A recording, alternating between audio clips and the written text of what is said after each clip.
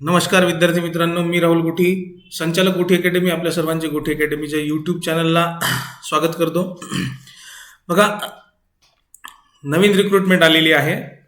भरपूर विद्यार्थी या रिक्रुटमेंटची वाट बघत होते ना. विशेष करून ज्या विद्यार्थ्यांचा ITI झालेला आहे ते विद्यार्थी भरपूर दिवसांपासून, जवळपास 6 वर्षानंतर ही वॅकन्सी आली आहे. 6 वर्ष झालेत, 6 वर्षानंतर पुन्हा ही वॅकन्सी आली आहे ना. भरपूर दिवसांपासून विद्यार्थी या वॅकन्सीची वाट बघत होते.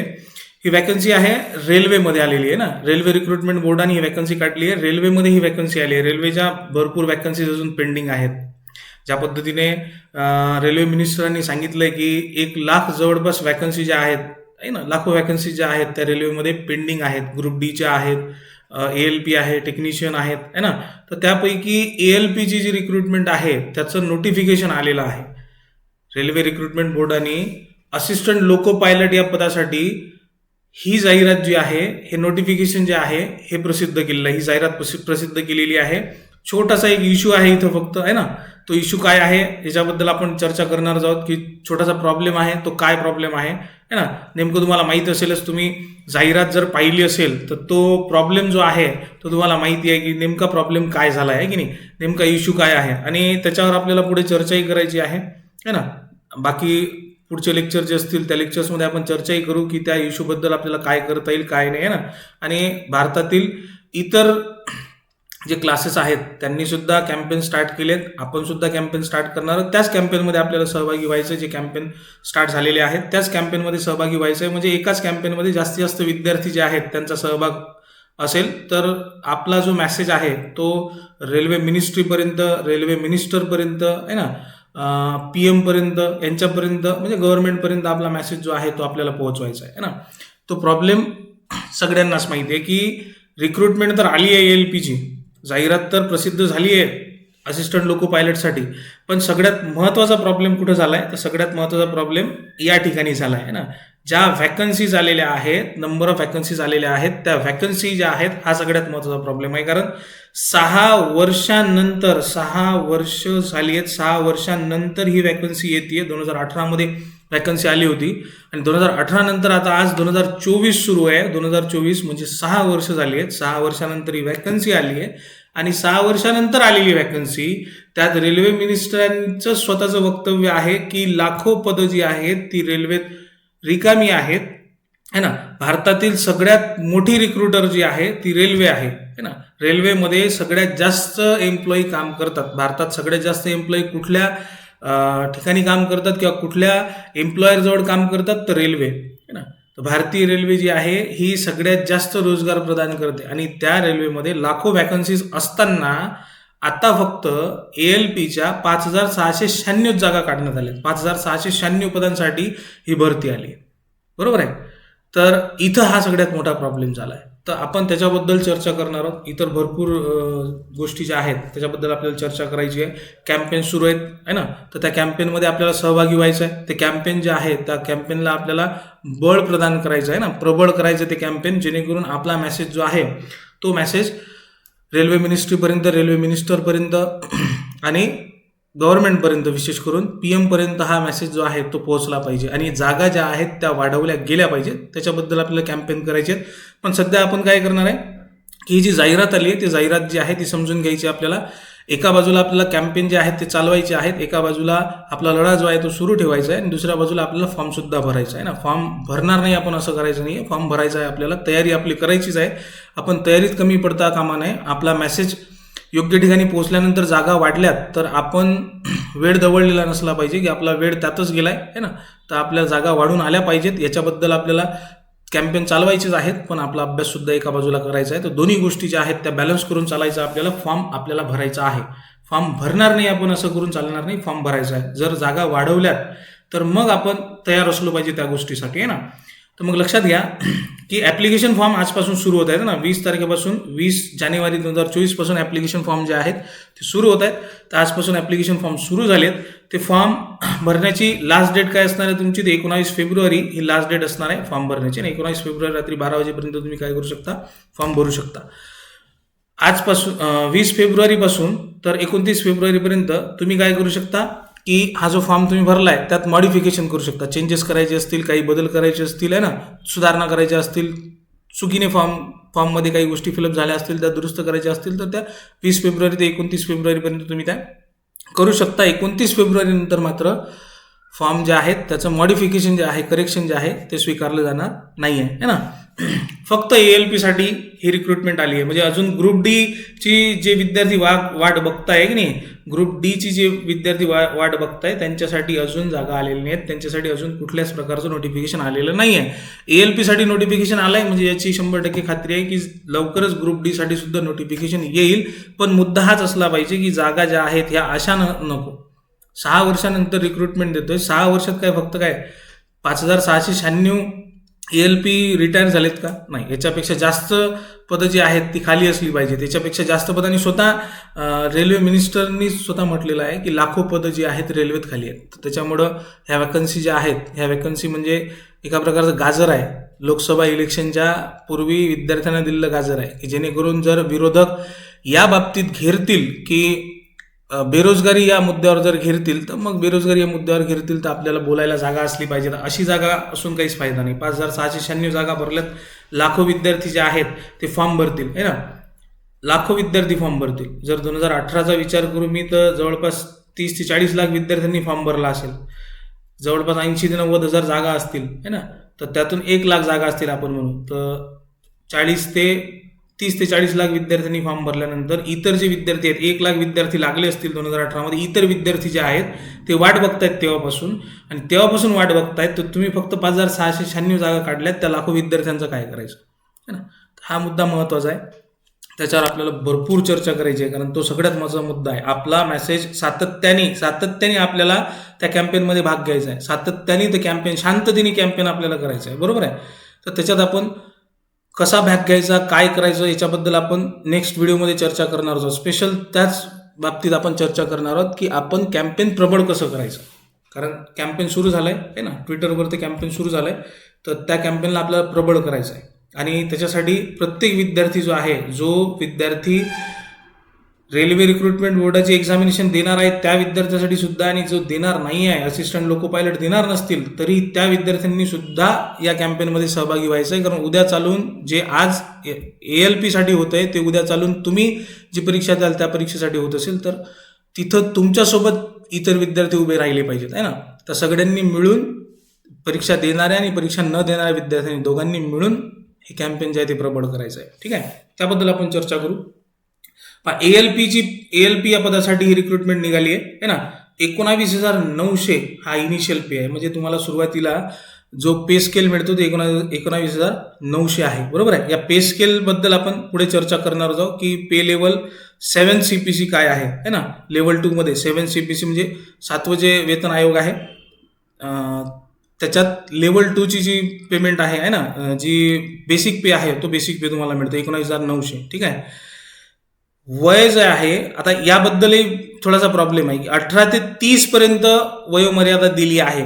वास्तविक पाहता जर मी या गोष्टीचा विचार करू की 2018मध्ये शेवटची रिक्रुटमेंट आली, त्यानंतर 2019 मध्ये कोविड आला, आणि 2019 पासून 2 वर्ष, कमीत कमी 2 वर्ष कुठल्याच प्रकारच्या एक्झामिनेशन झालेल्या नाही आहेत ना. सेंट्रल गव्हर्नमेंटनी तर घेतलेल्याच नाही आहेत 2 वर्षापर्यंत.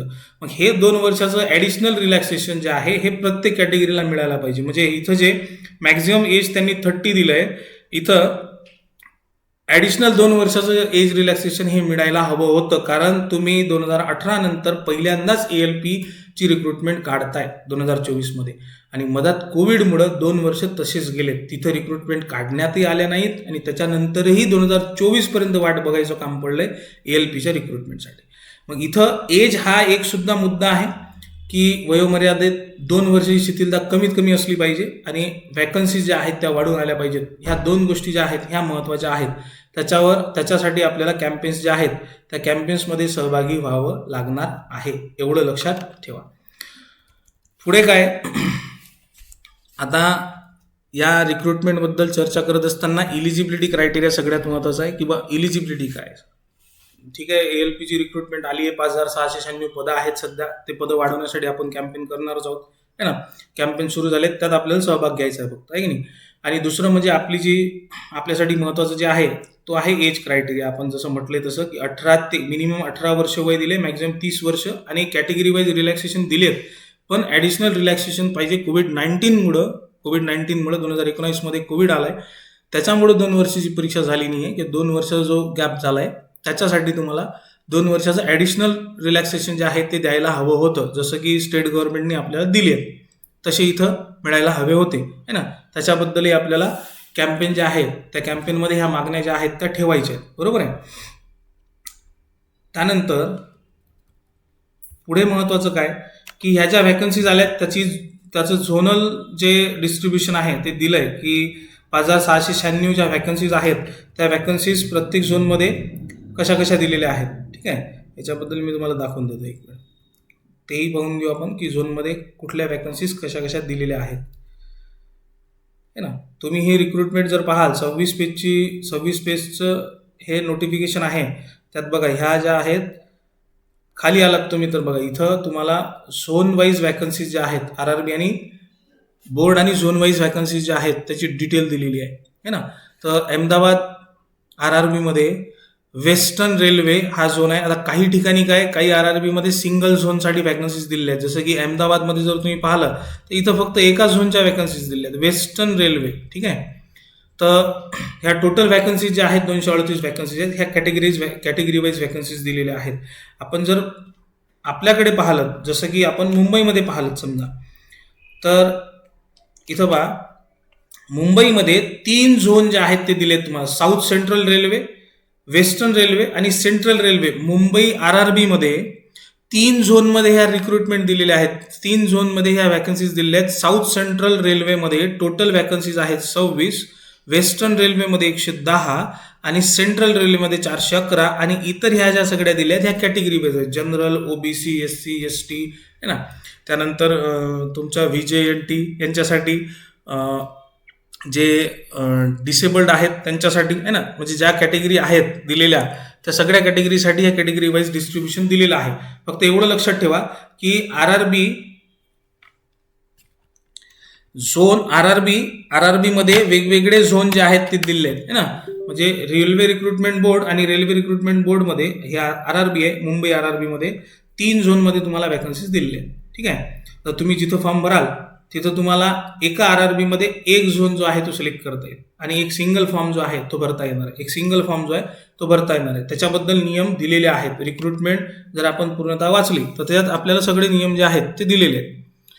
क्लिअर आहे. मेडिकल फिटनेस जी आहे ती सुद्धा पाहिजे. मेडिकल फिटनेस म्हणजे आय साईट जे आहे तुमचं ते चांगलं पाहिजे. तुम्हाला चष्मा लागलेला असू नये, विशेष करून तुमचं आय साईट जे आहे ते चेक होईल, म्हणजे मेडिकल फिटनेस जी आहे तुमची ती चेक होईल. मेडिकल फिटनेस हा क्वालिफिकेशन क्रायटेरिया आहेच त्यात दिलेला. एलिजिबिलिटी जी आहे त्या एलिजिबिलिटीमध्ये तुम्हाला एज्युकेशनल क्वालिफिकेशन आहेच, एज्युकेशनल क्वालिफिकेशन सोबत तुम्ही मेडिकली फिट सुद्धा असले पाहिजे की नाही. मेडिकल फिटनेस दिलेली आहे. मेडिकल फिटनेससाठी काय दिलेलं आहे काय नाही आहे ते खाली दिलेलंच आहे आपल्याला. रिक्रुटमेंटमध्ये सगळी डिटेल दिलेली आहे. ठीक आहे, बघा इथं काय म्हटलेलं आहे की candidate can choose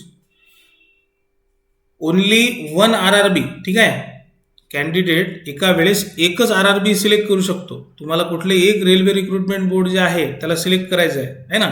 and indicate their reference for railway zones notified under that chosen RRB only.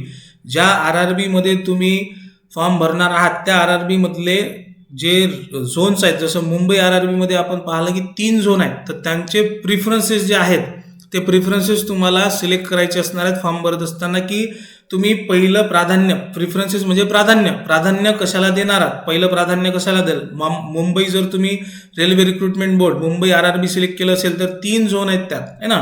तर तुम्ही जर वेस्टर्न रेल्वेला पहिलं प्राधान्य देत असाल तर तुम्हाला तसा प्रिफरन्स फॉर्ममध्ये सबमिट करावा लागेल की मी वेस्टर्न रेल्वेला पहिलं प्राधान्य देतोय, सेंट्रल रेल्वेला दुसरं देतोय, साऊथ सेंट्रल रेल्वेला तिसरं देतोय. हे 3 झोन दिलेत मुंबई RRBमध्ये आपल्याला. तर तुम्हाला त्यांना प्रिफरन्सेस द्यायचे आहेत. प्राधान्यक्रम जो आहे तो ठरवायचा आहे फॉर्म भरत असताना आहे ना. आणि एका वेळेस तुम्ही फक्त एकच RRB can choose only 1 RRB, एकच RRB जे आहे ते चूज करू शकता आणि एक विद्यार्थी एकच फॉर्म भरू शकतो.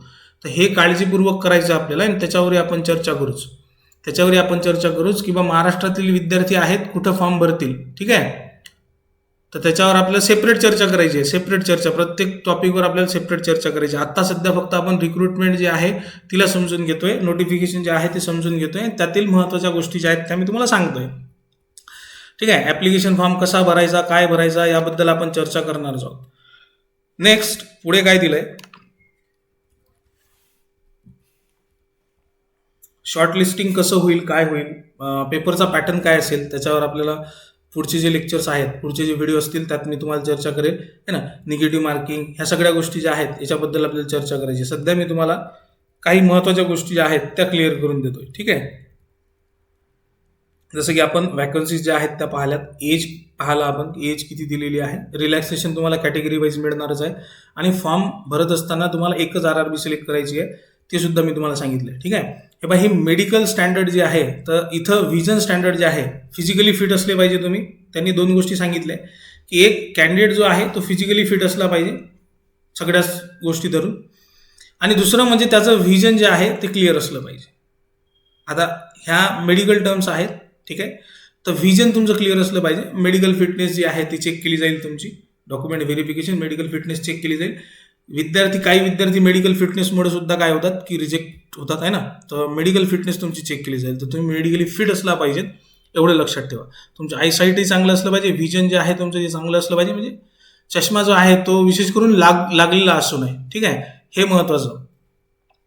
तर फिजिकल फिटनेस जी आहे ती पाहिजे. तसं हे नाही की बा तुम्हाला रनिंग किंवा मग बाकीच्या गोष्टी ज्या आहेत, तुमची फिजिकल टेस्ट जी आहे ती होणार नाही आहे. फिजिकल फिटनेस चेक केली जाईल मात्र तुमची, आहे की नाही. मेडिकल तुमचं होणार आहे, एवढं लक्षात ठेवा. नॅशनॅलिटी इंडियन असली पाहिजे. एज लिमिट जी आहे, या एज लिमिटबद्दल आपल्याला थोडंसं काय की तक्रार आहेच आपली, की 2 वर्षे शिथिलता ॲडिशनल पाहिजे प्रत्येक कॅटेगरीसाठी, आहे ना. एज रिलॅक्सेशन हे जे दिलेले आहेत, हे रिलॅक्सेशन बाय रूल आहेत, आहे ना. हे नियमानुसार रिलॅक्सेशन आहे प्रत्येक कॅटेगरीसाठी, पण यात आणखी ॲडिशनल 2 वर्षाचं रिलॅक्सेशन असायला हवं, असं आपलं म्हणणं आहे. का तर कोविड-19 मदत आला होता, मागची रिक्रुटमेंट आणि ही रिक्रुटमेंट यांच्या दरम्यान कोविड-19 येऊन गेलाय, तर त्याच्यामुळं इथं 2 वर्षाचं रिलॅक्सेशन पाहिजे, आहे ना. हे महत्त्वाचं आहे. त्याच्यासाठी आपण म्हणतोय की बा 2 वर्षाचं रिलॅक्सेशन कोविड-19मुळे मिळायला हवं. नेक्स्ट क्वालिफिकेशन काय, तर क्वालिफिकेशन त्यांनी दिलेले आहेत. हे सगळ्यात महत्त्वाचं आपल्याला, की क्वालिफिकेशन काय असणार आहे बस. आता क्वालिफिकेशन मी तुम्हाला सांगतो, हे सगळ्यात महत्त्वाचं, हे लक्षात घ्या प्रत्येक विद्यार्थ्यांनी, किंवा नेमकं क्वालिफिकेशन काय पाहिजे. तर क्वालिफिकेशन तुमचं 10वी पास तर पाहिजेच तुम्ही. ठीक आहे. 10th तुमचं झालेलं असलंच पाहिजे. त्याच्यानंतर तुम्हाला ITI झालेला असेल. ITIसाठी त्यांनी हे सुद्धा दिलेत. हा पेपर पॅटर्न आहे. या पेपर पॅटर्नबद्दल आपण बोलणारच आहोत. CBT1, CBT2, CBAT, या सगळ्या गोष्टी ज्या आहेत त्याच्याबद्दल आपण बोलणारच आहोत. ठीक आहे. आता एक मिनटं, मी तुम्हाला सरळ घेऊन जातो. क्वालिफिकेशनचा जो पूर्ण चार्ट दिला आहे त्यांनी, त्याच्याबद्दल डिप्लोमा आहे, डिग्री आहे, पण डिग्री कुठलीही चालत नाही. तुमचं टेक्निकल जे आहे ना, तर टेक्निकल ॲस्पेक्ट तुमचा क्लिअर असला पाहिजे, म्हणजे टेक्निकल डिग्री तुमच्याकडे असली पाहिजे. ह्या गोष्टी ज्या आहेत ह्या गोष्टी तुम्हाला लक्षात ठेवणं गरजेचं आहे.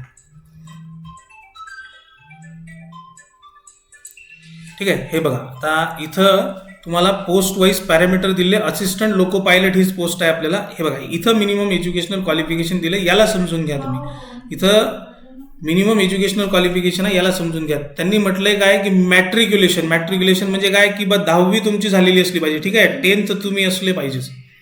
10 प्लस ITI जो आहे ना तो झालेला असला पाहिजे. 10 प्लस ITI. ठीक आहे.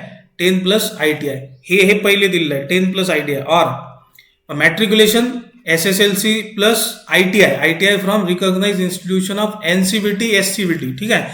आणि इथं ट्रेड्स दिले की फिटर असू शकता, फिटर, इलेक्ट्रिशियन, इन्स्ट्रुमेंट मेकॅनिक, आहे ना, millwright, maintenance mechanic, radio and TV जे मेकॅनिक आहे, electronics mechanic, motor vehicle mechanic, wireman, trader mechanic, आहे ना, आर्मेचर अँड कॉईल वाइंडर, त्यानंतर diesel mechanic, heat engine turner, आहे ना, mechanics, refrigeration and air conditioning mechanic, हे सगळे काय हे ट्रेड्स आहेत ITIचे. तर 10वी प्लस ITI ज्यांचं झालेलं आहे ते फॉर्म भरू शकतात.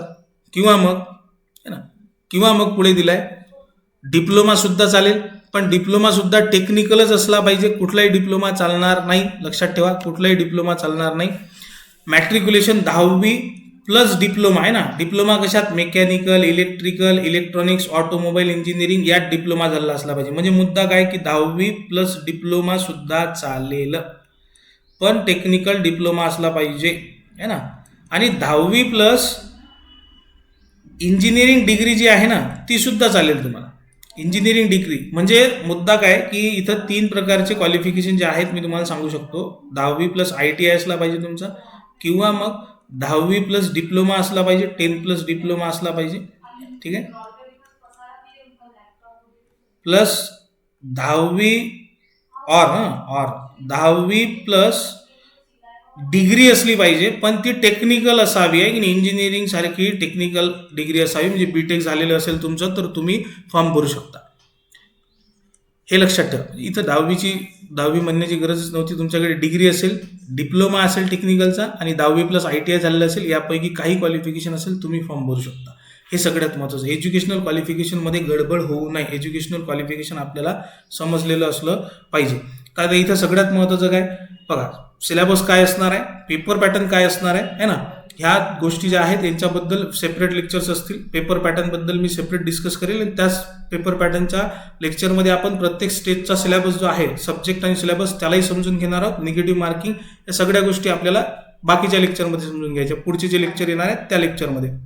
आता सध्या सगळ्यात महत्त्वाचं काय की रिक्रुटमेंट निघाली आहे, नोटिफिकेशन आलेलं आहे ना. ते नोटिफिकेशन आलेलं आहे, फॉर्म भरायला सुरुवात झाली आहे. तर तुमच्याकडे एज्युकेशनल क्वालिफिकेशन मी तुम्हाला सांगितलंय, एज क्रायटेरिया तुम्हाला सांगितलं आहे मी, वॅकन्सीज किती आले आहेत हे सांगितलंय, आणि फॉर्म फिलअप करायला सुरुवात झाली आहे. ऑफिशियल वेबसाईटवर जाऊन तुम्ही काय करू शकता, फॉर्म भरू शकता. हा जो व्हिडिओ आहे या व्हिडिओच्या आत डिस्क्रिप्शनमध्ये लिंक असेल. तुम्हाला जर ऑनलाईन ॲप्लिकेशन करत असाल, तुम्ही फॉर्म भरत असाल तर रेल्वेच्या वेबसाईटची लिंक जी आहे ती डिस्क्रिप्शनमध्ये तुम्हाला दिलेली असेल. तर रेल्वेच्या वेबसाईटची लिंक तुम्हाला डिस्क्रिप्शनमध्ये दिली असेल. त्या लिंकवर क्लिक करून सुद्धा तुम्ही काय करू शकता, ऑफिशियल वेबसाईटवर जाऊ शकता आणि तिथं सुद्धा तुम्ही फॉर्म भरू शकता. फॉर्म भरत असताना तुम्हाला जर अडचणी येत असतील तर तुम्ही याच व्हिडिओच्या कमेंट सेक्शनमध्ये आम्हाला मेसेज सोडून द्या. आम्ही तुमच्यासोबत संपर्क करू आणि तुमचा फॉर्म जो आहे तो फिलअप करायला तुम्हाला आम्ही स्वतः मदत करू है ना. फॉर्म भरत असताना जर अडचण जात असेल तर तुम्ही आम्हाला संपर्क करा. ठीक आहे. संपर्क करण्यासाठी तुम्ही कॉन्टॅक्ट नंबर जो आहे त्याच्यावर सुद्धा संपर्क करू शकता. बघा मी तुम्हाला नंबर सांगतो, त्या नंबरला तुम्ही जो आहे कॉन्टॅक्ट करू शकता, मेसेज करू शकता आणि त्या नंबरवरून तुम्हाला काय होईल की फॉर्म भरण्यासाठी जी हेल्प आहे ती हेल्प करण्यात येईल. 7744045700 आहे की नाही. या नंबरवर तुम्हाला जर फॉर्म भरत असताना कुठली अडचण येत असेल तर या नंबरवर तुम्ही संपर्क करा. तुम्हाला फॉर्म भरत असताना आलेली अडचण जी आहे ती सोडवण्यासाठी मदत होईल. फॉर्म भरण्यासाठी सुद्धा तुम्हाला इथून मदत केली जाईल है ना. फक्त तुम्हाला एक मेसेज करायचा आहे, थोडी वाट बघायची आहे. लवकरात लवकर तुम्हाला काय करण्यात येईल, तिथल्या तिथं सोल्युशन देण्यात येईल है ना. आणि जर तुम्हाला कॉल करायचा असेल तर तुम्ही या नंबरवर कॉलसुद्धा करू शकता. पण कॉल करण्यासाठी तुमच्याकडे जो वेळ आहे तो वेळ आहे तुम्ही दुपारी 4 वाजतापासून तर सायंकाळी 7 वाजेपर्यंत तुम्ही कॉल करू शकता. 3 तास जे आहेत त्या 3 तासात तुम्हाला कॉलवर सुद्धा उत्तर देण्यात येईल. इतर वेळेस तुम्हाला व्हॉट्सअपला जे आहे मेसेज करून तुम्हाला उत्तर मिळून जाईल है ना. इतर वेळेस तुम्हाला जर उत्तर पाहिजे असेल तर तुम्ही व्हॉट्सअपला मेसेज करा. कॉल करायचा असेल तर 4 ते 7च्या दरम्यान तुम्ही कॉल करू शकता. क्लिअर आहे ना. आणि त्यातल्या त्यात महत्त्वाचं म्हणजे आणखी एक की या रिक्रुटमेंटसाठी आपली जी बॅच आहे ती नवीन बॅच आपली सुरू होती. ठीक आहे. हे महत्त्वाचं सगळंच महत्त्वाचं आहे, हेही महत्त्वाचं. आणि आपण जी फीस आहे ती फीस ठेवली आहे फक्त 200 रुपये. जे विद्यार्थी आज प्रवेश घेतील त्यांच्यासाठी फीस किती ठेवली आहे, 200 रुपये. बघा विद्यार्थ्यांनी भरपूर ठिकाणी क्लासेस केलेले आहेत किंवा भरपूर ठिकाणी त्यांचा पैसा जो आहे तो गेलेला आहे हे आपल्याला समजतं आहे की नाही. त्याच्यामुळे आपण जी फीस ठेवली आहे ती 200 रुपये ठेवली आहे विद्यार्थ्यांसाठी. जे विद्यार्थी आज प्रवेश घेतील त्या विद्यार्थ्यांसाठी फीस किती आहे, फक्त 200 रुपये फीस आहे. बरोबर आहे. हे बघा 5696 पदं आहेत. पूर्णतः ऑनलाईन बॅच आहे. 10वी प्लस ITI किंवा डिप्लोमा किंवा डिग्री ज्यांची झालेली आहे ते विद्यार्थी फॉर्म भरू शकतात आणि ते विद्यार्थी बॅच सुद्धा करू शकतात. बरोबर आहे. नवीन ऑनलाईन बॅच आहे मराठी माध्यमातील विद्यार्थ्यांसाठी. बस CBT 1 आणि CBT 2 ह्या ज्या 2 टेस्ट होतात, 2 पेपर होतात रेल्वे रिक्रुटमेंट बोर्डाच्या ALP साठी, असिस्टंट लोको पायलट या पदासाठी CBT 1 आणि CBT 2. तर या CBT 1 आणि CBT 2 हे दोन्ही पेपर मराठीतून सुद्धा होतात. लक्षात ठेवा, हे दोन्ही पेपर मराठीतून सुद्धा होतात आहे ना. इंग्रजी आणि हिंदी सोबत 13 ज्या रिजनल लँग्वेजेस आहेत, प्रादेशिक भाषा आहेत, त्या प्रादेशिक भाषेत पेपर होतात. म्हणजे मराठीत सुद्धा हा पेपर होतो, CBT 1 आणि CBT 2. तर म्हणून मराठी माध्यमच्या विद्यार्थ्यांसाठी स्पेशल बॅच आहे. बरोबर आहे. 22 जानेवारीपासून ही बॅच सुरू होणार आहे. 22 जानेवारीपासून ही बॅच सुरू होणार आहे. त्यात सर्वच विषय असतील: गणित, बुद्धिमत्ता, सामान्य विज्ञान आणि सामान्य ज्ञान म्हणजे जनरल अवेअरनेस. त्यात तुमचं करंट अफेअर्स आलं, चालू घडामोडी आलं आणि GS सुद्धा आलं, आहे की नाही. इतिहास, भूगोल ह्या सगळ्या गोष्टी ज्या आहेत, GS ज्याला म्हणतो आपण, तर GS आणि करंट अफेअर्स हे सामान्य ज्ञानमध्ये आलं. सामान्य विज्ञान जास्त प्रश्न असतात. सामान्य विज्ञान तर सामान्य ज्ञानमध्ये यायला पाहिजे, पण याच्यावर जास्त प्रश्न विचारले असतात म्हणून तो सेपरेट विषय आहे. गणित आणि बुद्धिमत्ता आहे ना, असे 4 विषय जे आहेत, म्हणजे सर्वच विषय CBT 1 CBT 2 चे हे सर्व विषय इथं होणार आहेत तुमचे. लाईव्ह क्लास सुद्धा असतील, त्याच्या रेकॉर्डिंग सुद्धा उपलब्ध राहतील तुम्हाला. अनलिमिटेड व्ह्यूज राहतील रेकॉर्डिंगला आणि टेस्ट सिरीज सुद्धा कोर्समध्येच उपलब्ध असणार आहे, पूर्ण कोर्समध्ये, आहे की नाही. प्रत्येक विषयाची बेसिक पासून तयारी करणार आहोत आपण. प्रत्येक विषयासाठी रोज सराव टेस्ट राहतील, ठीक आहे.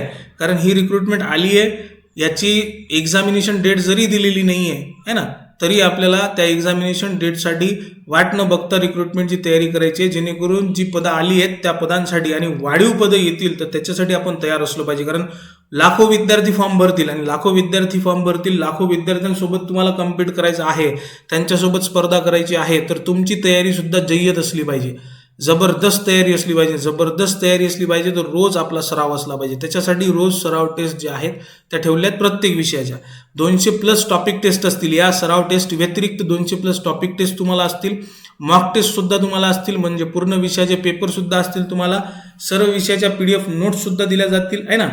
सर्व विषयाच्या PDF नोट्स सुद्धा दिल्या जातील. ते SSC आणि रेल्वेच्या सिलेबसच्या बेसिसवर नोट्स मिळतील. असं नाही की तुम्हाला महाराष्ट्रातील जे सिलेबस आहे त्याच्या बेसिसवर नोट्स मिळणार आहेत, नाही. SSC आणि रेल्वेचा जो सिलेबस आहे, त्यांचा जो पॅटर्न आहे, प्रश्न विचारण्याची पद्धत आहे, त्याच्या बेसिसवर तुम्हाला या PDF नोट्स ज्या आहेत त्या मिळतील. आणि मागील वर्षांच्या प्रश्नपत्रिका ज्या आहेत याच्यावर आधारित सुद्धा टेस्ट राहतील, मॉक टेस्ट सुद्धा राहतील. मॉक टेस्ट म्हणजे पूर्ण पेपर सुद्धा राहील. आणि मागील वर्षाच्या ज्या प्रश्नपत्रिका आहेत, पेपर झालेले आहेत मागच्या 2018 मध्ये, आहे ना, त्याच्या अगोदर, तर त्यांच्या आधारावर, त्यांच्या प्रश्नपत्रिकांच्या आधारावर जे प्रश्न आहेत त्यांच्यावर सुद्धा आधारित टेस्ट तुम्हाला यात राहतील. पूर्ण इत्थंभूत कोर्स असणार आहे आणि क्वालिटी कोर्स असणार आहे. मी तुम्हाला खात्री देतो की रेल्वे आणि SSCची प्रिपरेशन आम्ही ज्या पद्धतीने करून घेतो, प्युअरली त्यांच्या सिलेबसच्या बेसिसवर आणि त्यांच्या पॅटर्नच्या बेसिसवर, तशी तयारी तुमची मराठी माध्यमातून कोणीही करून घेणार नाही, है ना. कारण SSCचा सिलेबस जो आहे, सगळ्यात पहिले SSC आणि रेल्वेचा सिलेबस जो आहे आणि त्यांचा प्रश्न विचारण्याची पद्धत जी आहे ती सुद्धा समजणं गरजेचं आहे. महाराष्ट्रात ज्या परीक्षा होतात आपल्या सरळ सेवा भरती परीक्षा, तिथं प्रश्न विचारण्याची पद्धत आणि रेल्वे SSCची प्रश्न विचारण्याची पद्धत यांमध्ये फरक जो आहे तो पाहायला मिळतो. तुम्ही मागील वर्षांच्या प्रश्नपत्रिका काढून बघा, तिथं फरक पाहायला मिळतो. तर त्याच्यामुळं मी तुम्हाला इथून चॅलेंज देतो की ज्या पद्धतीने आम्ही तुम्हाला शिकवू त्या पद्धतीने मराठी माध्यमात तुम्हाला कोणीही शिकवू शकणार नाही, है ना. ज्या पद्धतीने आम्ही हा सिलेबस समजू शकतो त्या पद्धतीने समजणार नाही कोणी. कारण इथं अनुभव आहे माझा, है ना. आणि हा माझा जो अनुभव आहे SSC CGLचा, तो अनुभव मी तुम्हाला इथं रेल्वे आणि SSC दोन्ही ठिकाणी काम लागू करतो, आहे ना. त्याच्यामुळे ही जी रिक्रुटमेंट आहे, या रिक्रुटमेंटसाठी ही जी बॅच तुम्हाला मिळेल, अशी बॅच तुम्हाला कुठंच मिळणार नाही. आणि फीस जी आहे ती फीस सुद्धा आपण महाराष्ट्रातील विद्यार्थ्यांच्या दृष्टिकोनातून आणि रेल्वे रिक्रुटमेंट बोर्ड ALP ही परीक्षा देणाऱ्या विद्यार्थ्यांच्या दृष्टिकोनातून आपण ही फीस जी आहे ती किती ठेवली आहे? फक्त 200 रुपये फीस ठेवली आहे, जर तुम्ही आज प्रवेश घेत असाल तर. क्लिअर आहे प्रत्येकाला, आहे ना. ठीक आहे. तर इतर जे डिस्कशन्स आहेत, सिलेबस, पेपर पॅटर्न, या सगळ्यांसाठी आपण सातत्याने मी तुमच्यासोबत जोडणारच आहे ना. पुढचे लेक्चर्स तुम्हाला मिळणारच आहेत. तर त्या लेक्चर्समध्ये आपण सिलेबस, पेपर पॅटर्न ह्या सगळ्या गोष्टी डिस्कस करणार. आणि सगळ्यात महत्त्वाचं, आपल्याला कॅम्पेनमध्ये सहभागी व्हायचं आहे, त्याच्याबद्दल तुम्हाला माहिती देतोय मी, आहे की नाही. तर त्याच्यासाठी सुद्धा तुम्ही माझ्यासोबत कनेक्टेड राहा. तुम्हाला पुढची माहिती मिळत राहील की कॅम्पेनमध्ये कसं सहभागी व्हायचं आपल्याला. ठीक आहे, चालायचं मग. क्लिअर आहे, चला.